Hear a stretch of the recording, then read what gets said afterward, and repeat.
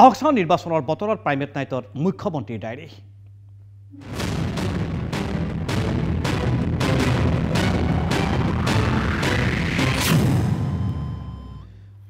Primate নাইটত এবাৰ মুখ্যমন্ত্ৰীৰ ডায়েৰী। দ্বিতীয় পৰ্যায়ৰ নিৰ্বাচনৰ পাছত গুৱাহাটী লোকসভা সমষ্টিত সক্ৰিয়ভাৱে নিৰ্বাচনী প্ৰচাৰত নামি পৰিছে ৰাজ্যৰ মুখ্যমন্ত্ৰী ডক্টৰ হিমন্ত বিশ্ব শৰ্মা। গুৱাহাটী লোকসভা সমষ্টিক গ্ৰাম্যাঞ্চলৰ সমান্তৰালকৈ চহৰ অঞ্চলতো হিমন্ত বিশ্ব শৰ্মাই চলাইছে মাৰাথন প্ৰচাৰ অভিযান। প্ৰতিদিনে গুৱাহাটী সমষ্টিৰ বিভিন্ন অঞ্চলত 3 পৰা 4খনকৈ প্ৰচাৰ সভাত অংশগ্ৰহণ মুখ্যমন্ত্ৰী। প্ৰচাৰৰ সময়ত স্থানভেদে মুখ্যমন্ত্ৰীয়ে উত্থাপন কৰিলে ভিন্ন ইছ্যু।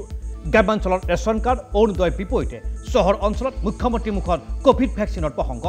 তাৰোপৰি গ্ৰাম্যাঞ্চলত যদি লাখপতি বাইদেউৰ প্ৰসংগ উত্থাপন কৰিছে, তেনে চহৰত দেশ সুৰক্ষাৰ প্ৰসংগ মুখ্যমন্ত্ৰীৰ মুখত। এইদৰেই অঞ্চলভেদে ভিন্ন ভিন্ন ইছ্যু লৈ গুৱাহাটী লোকসভা সমষ্টিত প্ৰচাৰ চলাইছে মুখ্যমন্ত্ৰী ডক্টৰ হিমন্ত বিশ্ব শৰ্মাই। বুধবাৰে সোণাপুৰত প্ৰাৰ্থী বিজুলী কলিতা মেধিৰ হৈ প্ৰচাৰ চলায় মুখ্যমন্ত্ৰীয়ে। সোণাপুৰত অনুষ্ঠিত বিজয় সংকল্প সমাৱেশত উপস্থিত মুখ্যমন্ত্ৰী। সমাৱেশত মুখ্যমন্ত্ৰীৰ বক্তব্য, নিৰ্বাচনৰ পাছতেই 50,000 নিবনুৱাক চাকৰি দিব চৰকাৰে। বিজুলী কলিতা মেধিক জয়যুক্ত কৰি নৰেন্দ্ৰ মোদীক জয় কৰাৰ আহ্বান ডক্টৰ হিমন্ত বিশ্ব শৰ্মাৰ। বিৰোধী কেৱল ধুবুৰীতে আছে বুলি কটাক্ষ মুখ্যমন্ত্ৰী। মহানগৰী পাৰ্থক্যটো বিজুলী কলিতা মেধিৰ হৈ প্ৰচাৰ চলালে মুখ্যমন্ত্ৰী ডক্টৰ হিমন্ত বিশ্ব শৰ্মাই। নলবাৰীতো আন এক জনসভাত অংশগ্ৰহণ কৰে ৰাজ্যৰ মুখ্যমন্ত্ৰীগৰাকীয়ে আজিৰ বিশেষ দিনটোত। আহক চাওঁ আজি মুখ্যমন্ত্ৰীয়ে প্ৰচাৰ অভিযান কৰাৰ সময়ত কি বক্তব্য আগবঢ়াইছিল ভোটাৰক উদ্দেশ্য কৰি। এতিয়া নাৰেংগী আৰু চিপাঝাৰৰ মাজত, কুৰুৱাৰ মাজত ব্ৰহ্মপুত্ৰৰ ওপৰত আমি এখন দলঙো বনাব গৈ আছো। নাৰেংগীৰ পৰা আপোনালোকে কুৰুৱা পাব, কুৰুৱাৰ পৰা বাইহাটা চাৰিআলি পাব, বাইহাটা চাৰিআলিৰ পৰা খানাপাৰা, খানাপাৰাৰ পৰা আকৌ নাৰেংগী। এটা ডাঙৰ ৰিং ৰোড হ'ব। যেনেকে গুৱাহাটী উত্তৰ গুৱাহাটীৰ মাজত দলং হ'ল, এতিয়া নাৰেংগী আৰু কুৰুৱাৰ মাজতো আমি এখন দলং এই বছৰৰ পৰাই বনোৱা আৰম্ভ।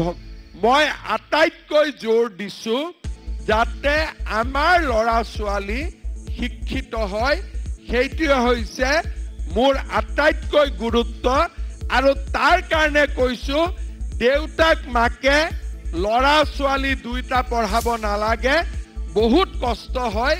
ল'ৰাটোক দেউতাক মাকে পঢ়াওক, ছোৱালীটোক মামাই পঢ়াই দিব। হ'ব?